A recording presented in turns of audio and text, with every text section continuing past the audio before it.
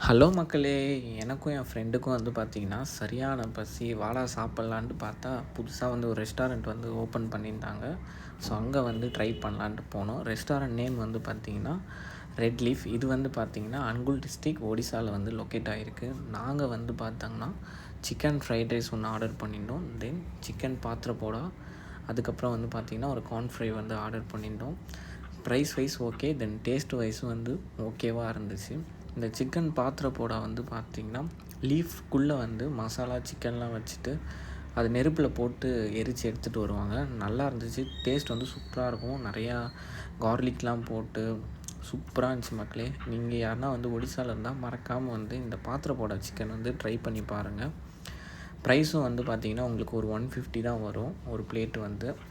So நல்லா சாப்பிட்டுட்டு அழகாக வந்தோம்.